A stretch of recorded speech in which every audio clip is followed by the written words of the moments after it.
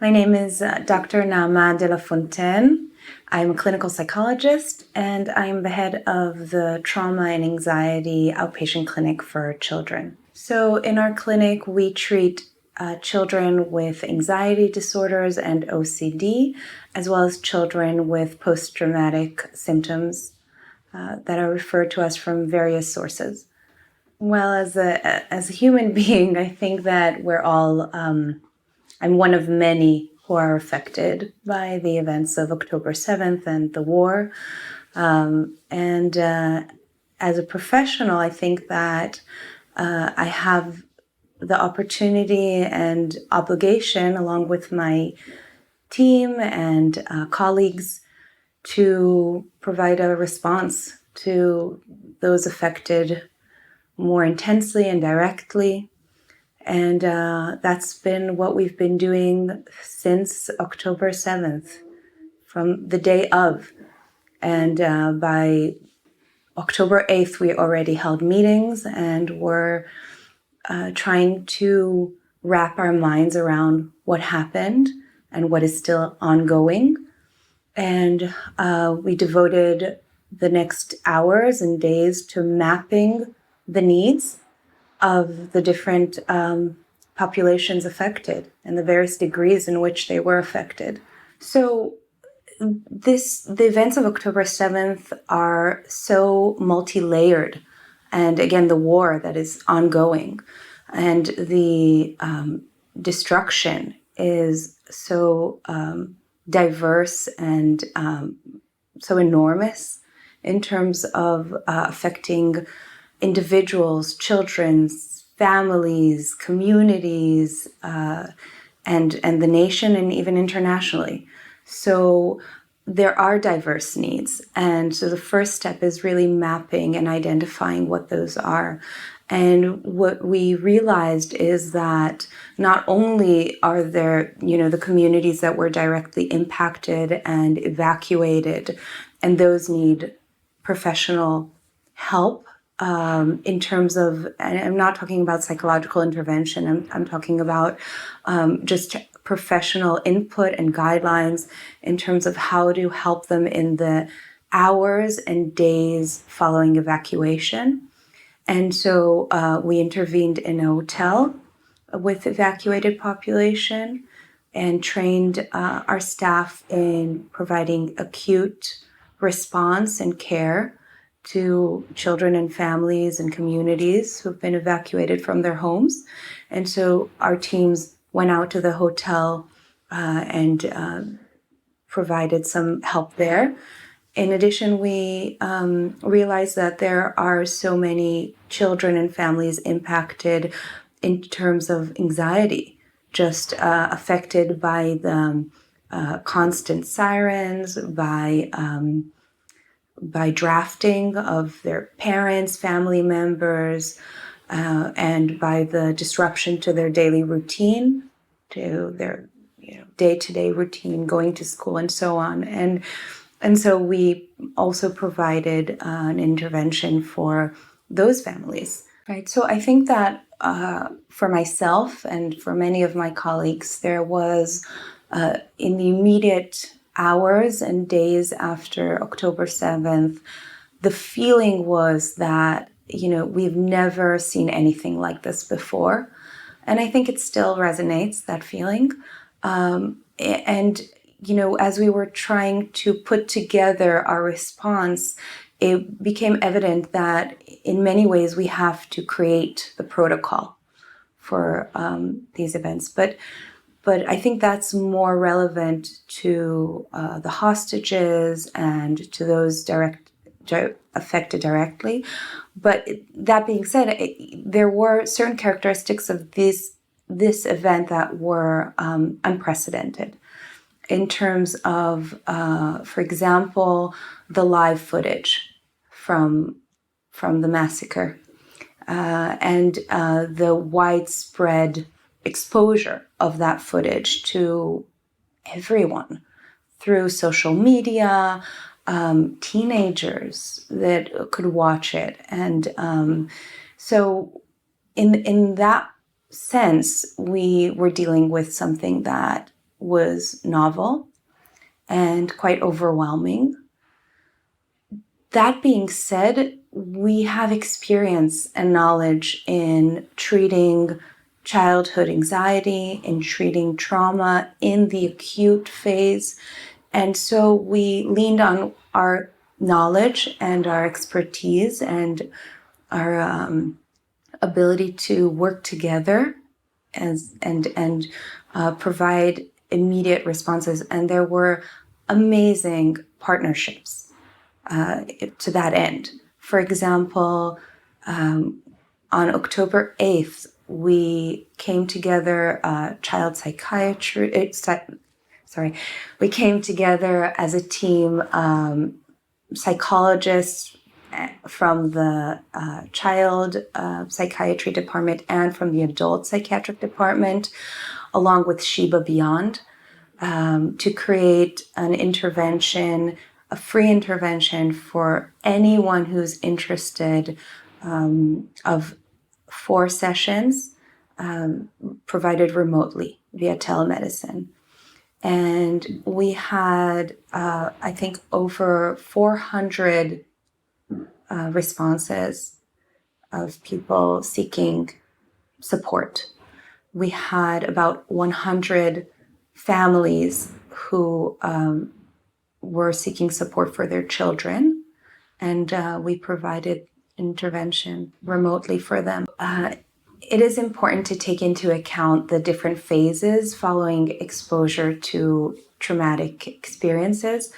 The first hours and days are the acute phase, in which there is an overwhelm of information, physiological, emotional, cognitive, that really disrupts our ability to regulate our thoughts, our feelings, our body, and function as we would.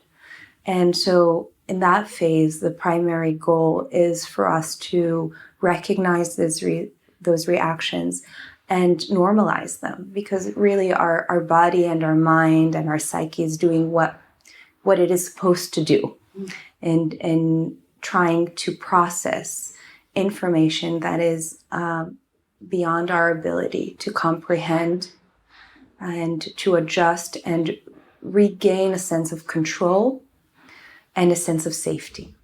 And that just takes time for our body and for our mind to believe that we're safe now.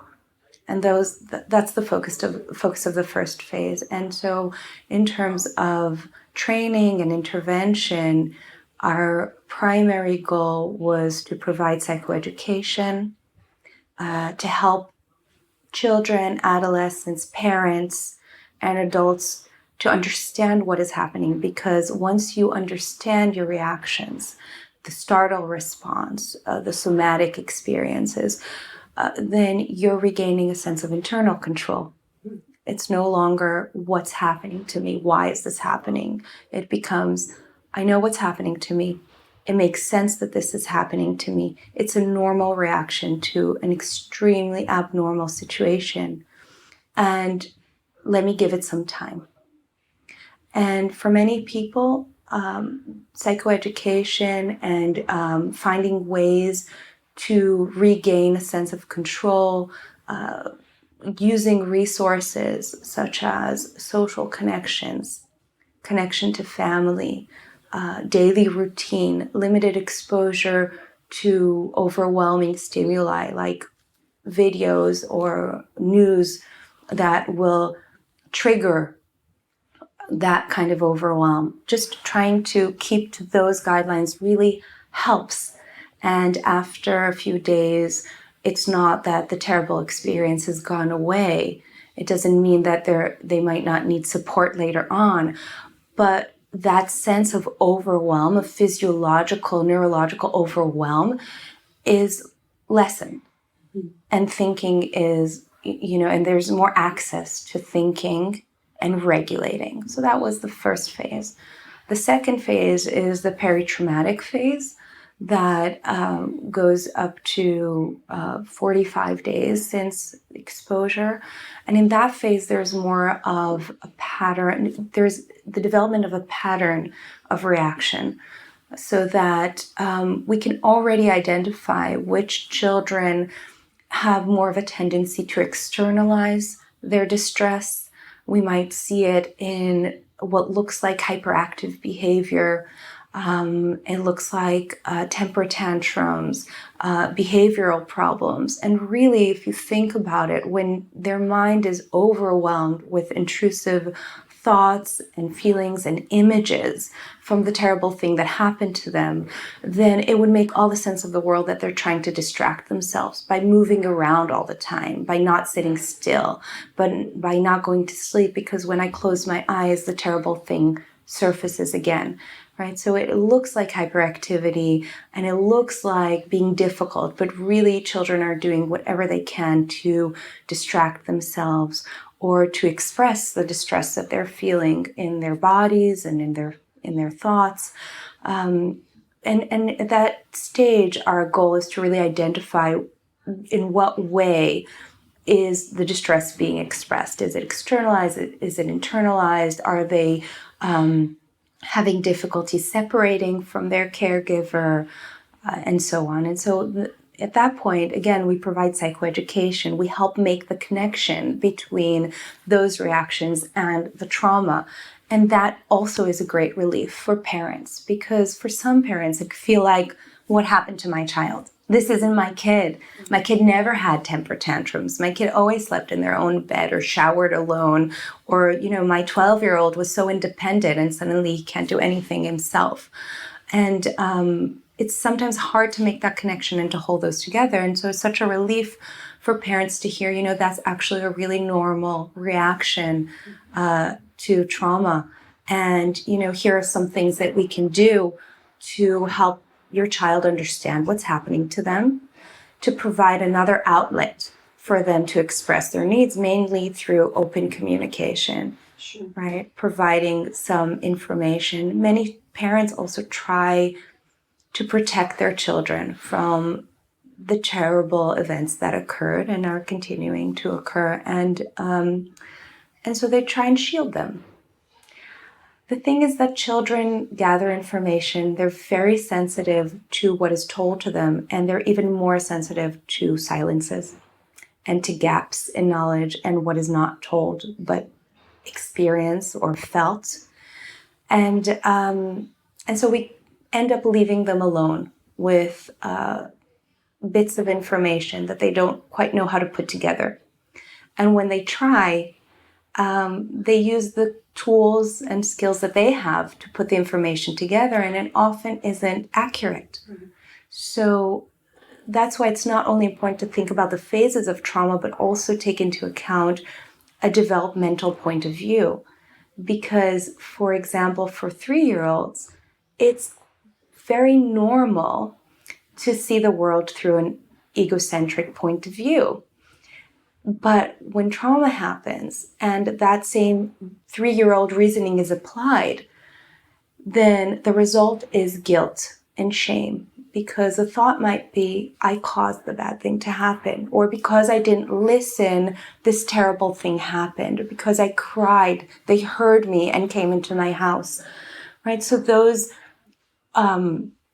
distortions are very appropriate to have in children. We see them often, and teaching parents to have open, age-appropriate, developmentally appropriate conversations can just organize information, cure these distortions, and provide information that sometimes children are really yearning for. For example, when parents are busy protecting their safety and their children's safety, at times they have to do things that they would never do, like leave their children alone to go and lock the door or to go and make a call. And for children, they might not hold in their mind that that was an act towards their safety. And so they need to hear that information from their parents. They need to hear, I left you alone, or I went, or daddy left to protect us, and not because he wanted to leave you. And that in of itself is very helpful. And that sometimes can happen at the peritraumatic phase, but often it happens also later on. And that's where the post-traumatic phase happens. So really, we only start talking to parents and individuals about PTSD after a month since the exposure, because up to a month, all those reactions are normal reactions, typical ways of our bodies and our mind to try and cope with what happened. If those reactions continue beyond 30 days and get in the way of our well-being and our functioning and our relationships, then, that might be a sign of post-traumatic stress disorder. And there is a need for psychological treatment. So the reactions to traumatic exposure could be divided into 3 phases. The first phase is the acute phase, and that includes the hours and days since exposure. And the next phase is the peritraumatic phase that goes up to about 45 days since exposure. And a month and up since the exposure is the post-traumatic phase. So after 30 days, people can be diagnosed with PTSD. When our mind and body are still trying to process and cope with such an overwhelming and devastating experience, in which really, our sense of self and of others and of the world is shattered to some degree, and we really need to try to find a way to regain a sense of those very basic perceptions in a world that feels like it has been changed completely. So that takes time. And as that happens, we aren't always in control of our thoughts and of our feelings. And that really gets in the way of our ability to function daily. And I think we all felt it to various degrees. And of course, those who have been impacted directly deal with it in a much more acute and severe manner. But I think we can all relate to the notion that, as closer to the experience, closer to October 7th, we really experienced an internal attack of all those reactions, and they get in the way of our ability to think, to remember, to concentrate, to regulate our emotions, because when we're not in control of our thoughts and we are not in control of our body, then we can't sleep, we can't eat, we can't maybe exercise and do those things, our resources. We can't access our resources that usually help us regulate our emotions. And so we end up feeling irritated, angry, enraged, sad, grieving. And I think that all those come and go. They come and go, and it takes us a long time to recognize them and to normalize them for ourselves and to find resources that work and coping strategies that work for us now. And they might be different than the ones that worked before. Right? So in terms of, for professionals, we know that we're actually at risk for those reactions to overwhelm us and to settle in. But at the same time, I think that we also have one of the most valuable resources, and that is our colleagues, our sense of community within the professional realm, and the sense of purpose. And I can't tell you how many people approached me knowing what I do and asked, how can I help? How can I help? Just give me something to do, because that is part of the healing process. Part of the healing process is taking part in helping others And I say taking part because it's not enough to do it on our own. Because the belief in others, in humanity, was so severely injured in these events, we need to regain trust in fellow human beings. And the way to do that is actually to engage in mutual healing, in mutual giving and rebuilding. And so people were really seeking to take part in any way in something that would, I think, naturally help heal that and regain that trust in others. And we have that built in. We have, I think, the purpose, and we have the community built in. And so those were, I think, our protective factors. And I think we've recognized them as we were working. We recognized them more than we ever do. And people were expressing how thankful they are, how grateful they are to have one another, to have, professionals who can understand what is happening, who can validate, who can remind us what we know. Because at times, again, because of this being so unprecedented, I think it took us all time to remind ourselves of what we know. There's a lot that we don't know, and we are learning, but there are things that we know, like I said, about child development, about reactions to trauma and stress. And we had one another to help remind us of what we know, which is a huge resource. So one of the first phone calls that I made, after family and friends, were to colleagues, to my team. And it was, no explanations were required. It was clear that, we need to talk and we need to think together, what do we do now? What do we do next? And I think that's the first sense of support that you receive, that you don't even need to explain why you're calling, and we're on the same page from the first moment. Our intentions are so aligned, and the question is just where do we start? The intentions are to identify those who need us and to train and give, guidance and tools to everyone in our circle and also beyond, any professional who can help, and equip them with what they need to go and support our people. So you've worked in the US for some time and here, and how's it different? So in some ways it's not different, because anyone who cares about children and families and people is empathic and is connected to the people that that we help. And yet, I think it would be naive to say that it's the same. It certainly feels different, because we're affected providers. I'm affected.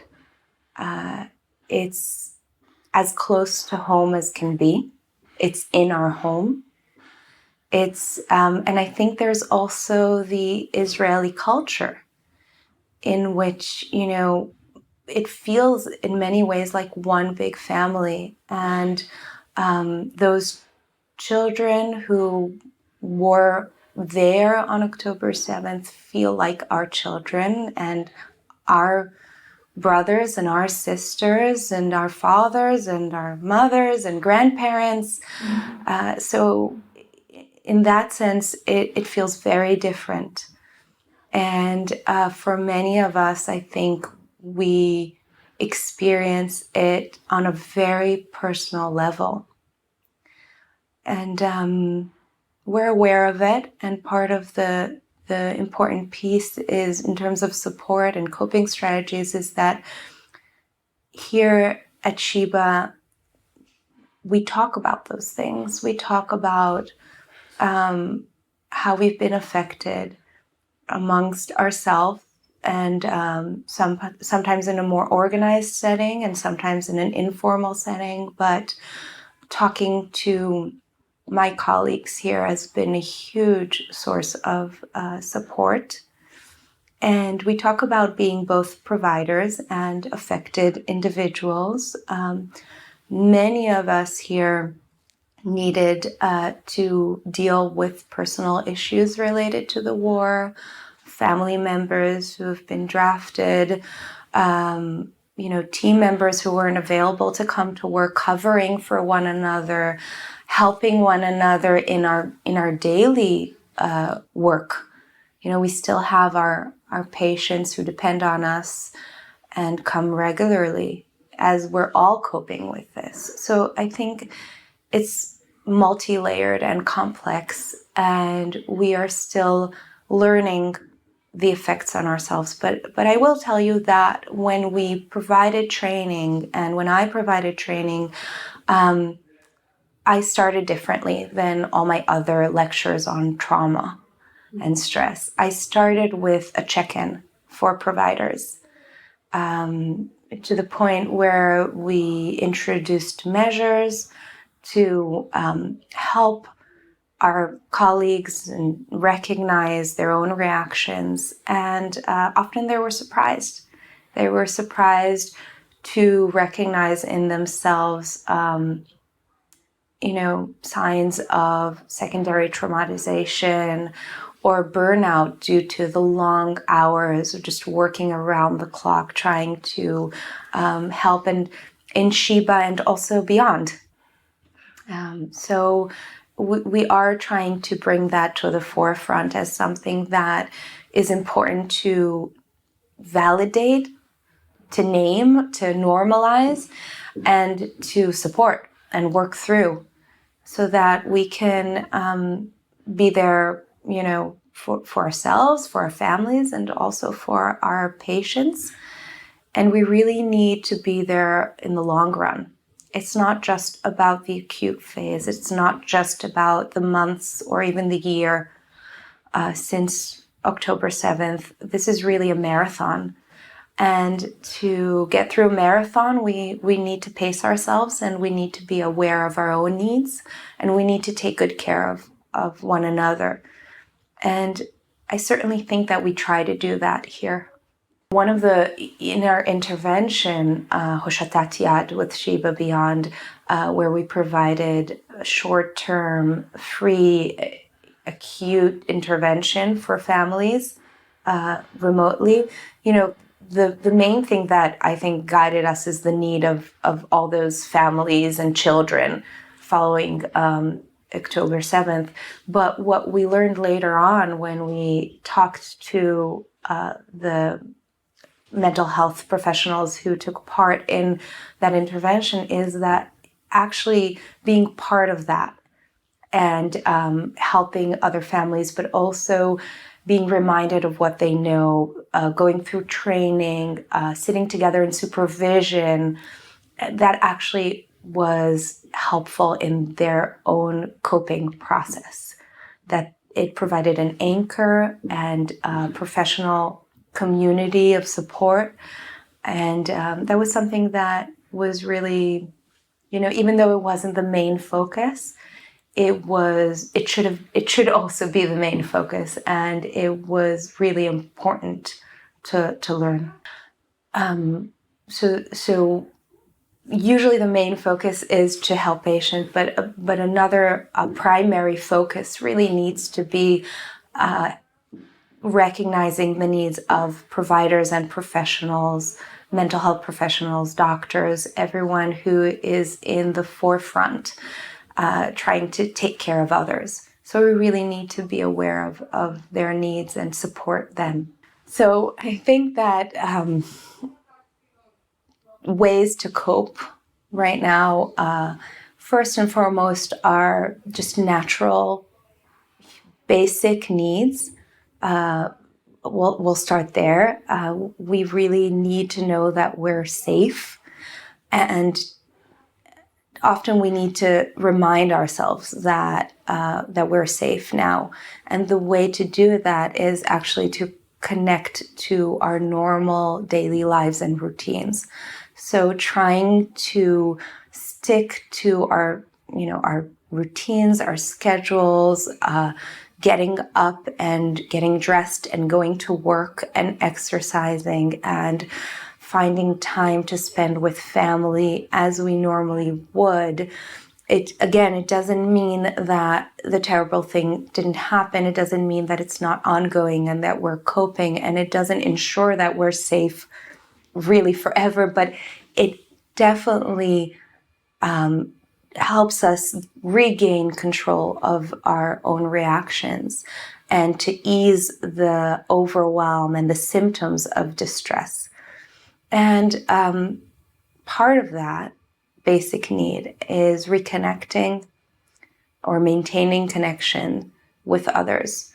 So finding time to spend with our loved ones, even if we don't feel like it, even if we have a lot of work to do, even though there are other people who need us, we really need to find time to be with our family, because it reminds us that, that not all is lost and there's a lot worth fighting for. And also they need us, they need us in their lives.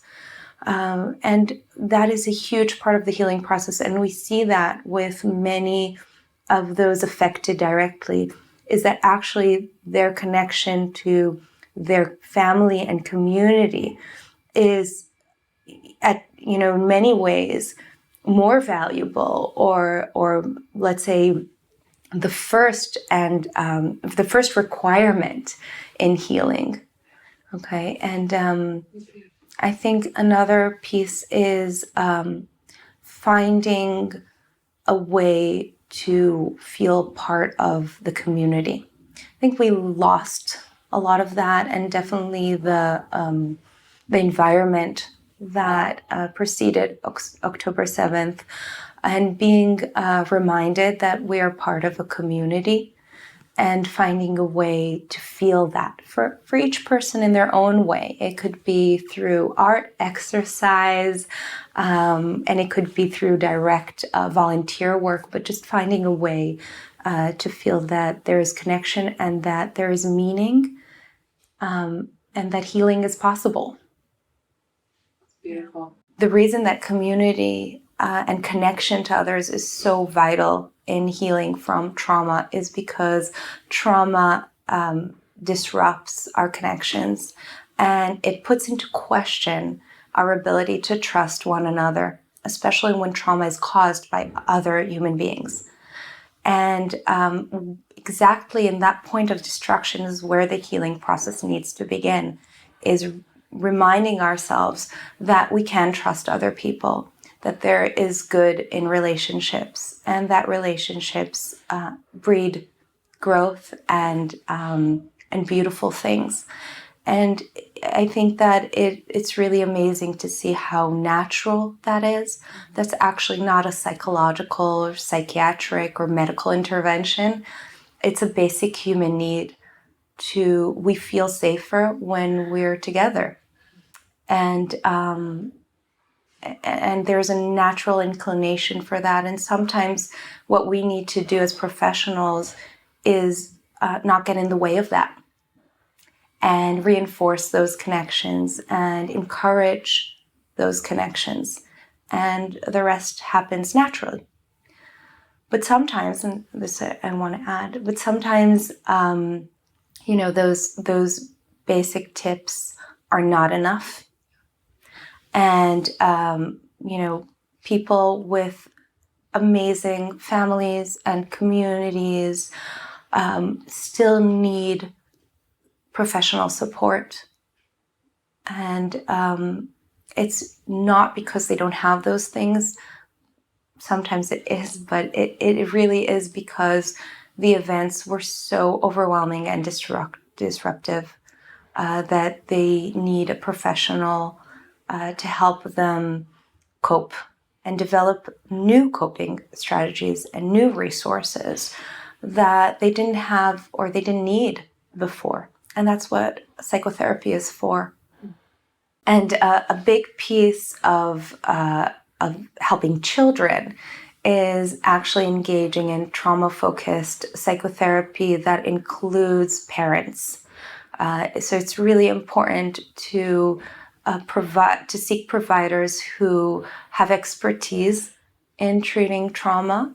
And at Sheba, we trained a great number of staff members in trauma-focused cognitive behavioral therapy, which is the leading treatment, now evidence-based treatment for treating trauma in children and adolescents. And a big piece of therapy with children is working with parents, because children gain understanding of the world and of their own reactions through their parents. And parents, when they are themselves affected by events, are not always aware of their children's reactions and don't always have the tools to help them cope with events. And so treatment is really focused on recognizing those reactions, understanding them better, normalizing them, talking openly about the terrible things that have happened and their effects on us as individuals and as a family, and putting together the story of what happened, because with post-traumatic stress disorder, that information is not processed properly. It's sort of stored in fragments, and those fragments show up as intrusive thoughts, memories, hypervigilance, somatic reactions. And what we know is that when we organize those pieces, those fragments, and put them together to create a narrative with a beginning, middle, and end, then those symptoms go down.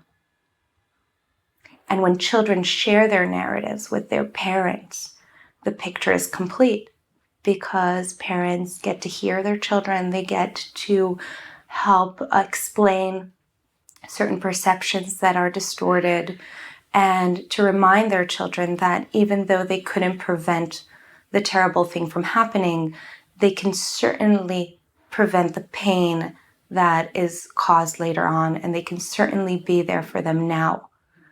And in that sense, they're already regaining their trust. So we definitely learned things from our experience of receiving hostages to the hospital and setting up the environment for them, and organizing our response, our psychosocial response to them. And for one, we learned that often they need us in the background and not in the forefront.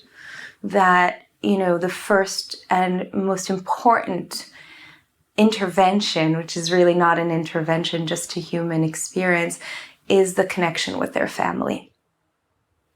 And, if we can be there to support families as they wait for their loved ones, if we can help answer questions and concerns that they raise about what should I say, what should I not say, should I come close, should I, then, that's a role that we took on, and I think we definitely need to continue doing, supporting those families.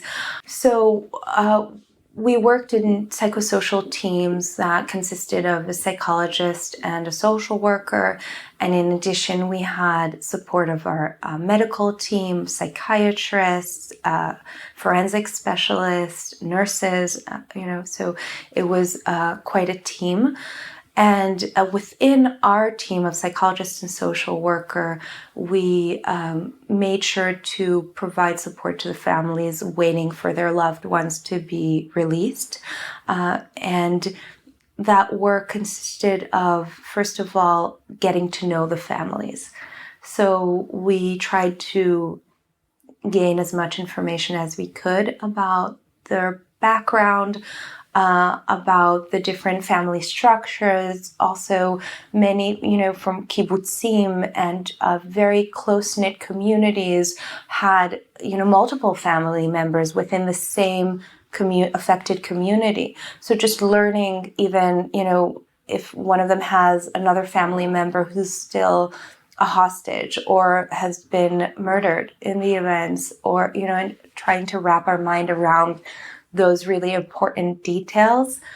And then just receiving families and sitting with them in wait for their returns. And actually with, the first group of returnees that came here, their release was really prolonged. It was they were supposed to be released at a certain time and ended up being released hours later. And those were very difficult hours for the families, really sitting in a terrible state of unknown and awaiting just to hear that they've been released. And so we try to support families in that time of need. And many families came with, as a group, and had their own ways of supporting one another. Some families came with external support, and some didn't need us so much in the forefront, and some absolutely did, and had questions about, what state do we expect their loved ones to be in. Some asked for guidance, how to react, how to best support them, whether to ask them questions or whether to give them space. And families were really, and I think it's quite incredible to think that these families are going through, still many are going through the most difficult times that one can even imagine.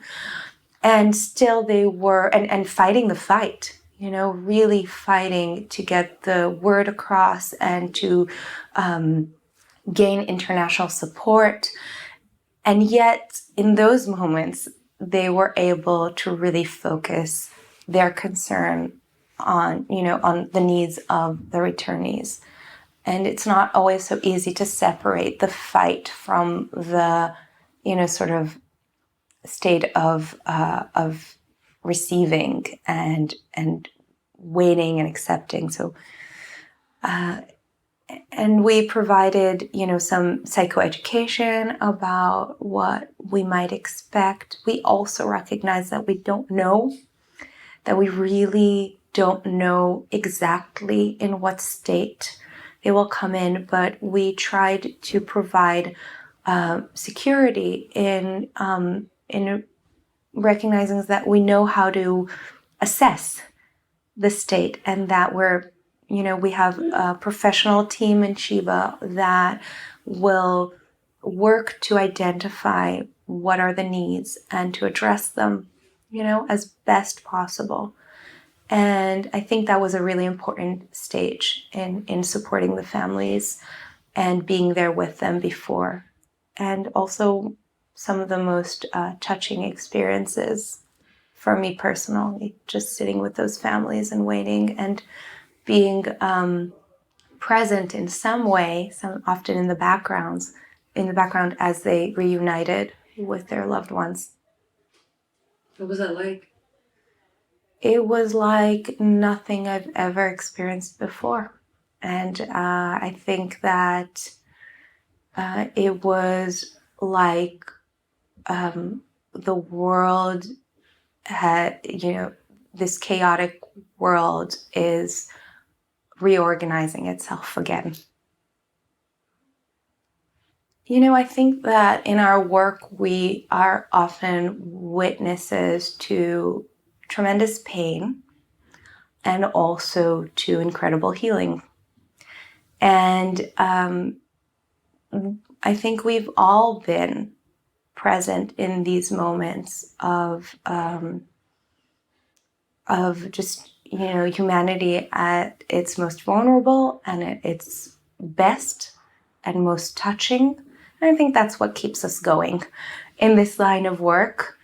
But like I said before, because we are all also affected, I think it touches us on a deeper level. It's not only as professionals in our roles, but it's as, mothers, daughters, sisters. We really feel that. And I think we had to hold ourselves back from joining in these hugs because really,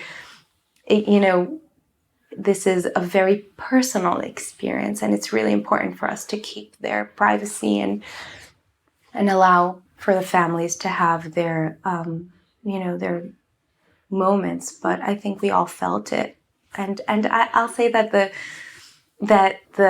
looks that we gave one another, the providers, as families were united, just our gaze to one another was like a hug, for us.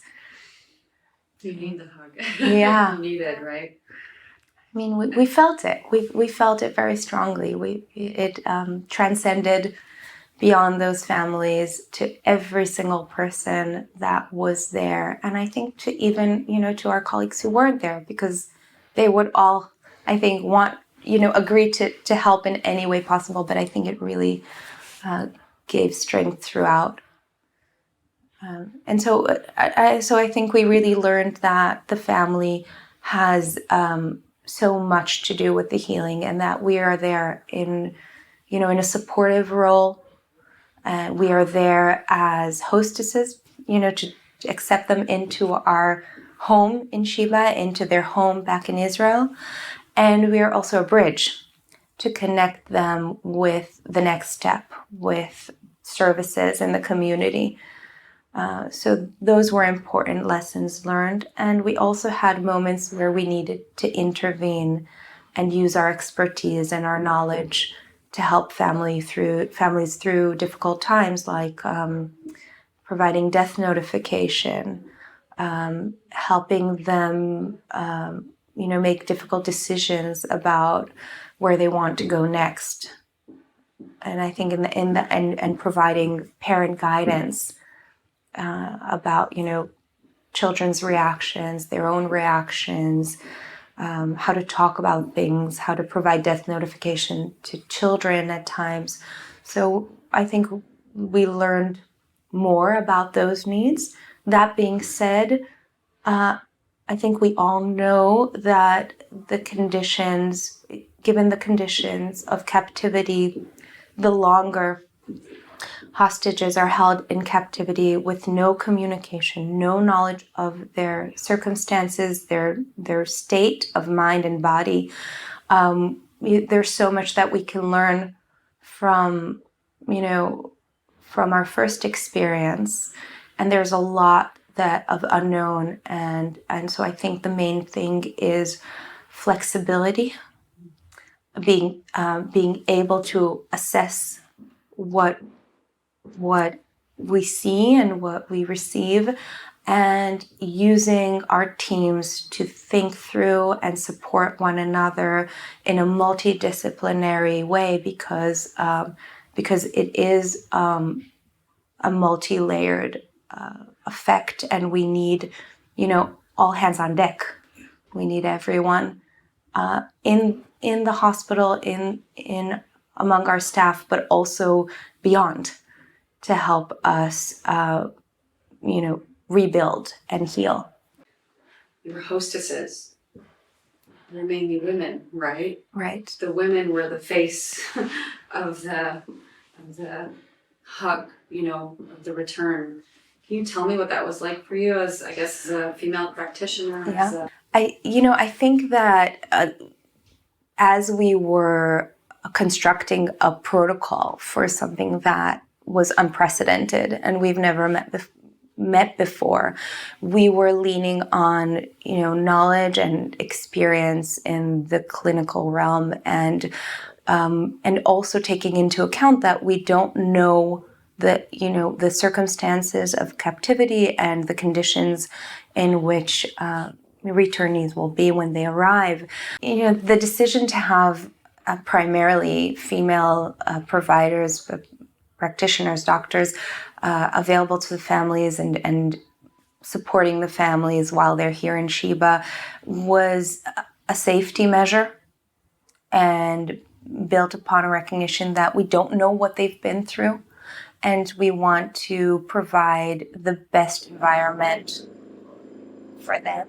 But that being said, our team is diverse and comprised of men and women, and it's really important for people who've been traumatized by men to actually have a reparative experience with men, with sensitive, attuned individuals who can help them regain trust. And so everybody who was part of this team played a significant part in helping, I think, families regain that trust, and relearn that everyone here in the hospital and beyond, every individual here in Israel has been waiting for them, has been expecting for their return, and is touched by the fact that they're back home. What I would like the world to know is that we were severely hurt on October 7th, and we are continuing to cope with a very difficult reality, and that nevertheless, we are committed in every way to help the people who've been affected, to help our brothers and sisters, to do whatever is necessary to identify what they need and to give them the best response possible. And that we have been doing that since October 7th, nonstop, and we are committed to continue doing that. And that there is great healing power in professionals coming together, communities, and a nation coming together. And if there's anything that I've learned in, these months, is that we can do a lot of good. And, it can't take away the bad that happened, but it can help us regain a sense of purpose and meaning and connection, which is really the very basic material that gives us strength.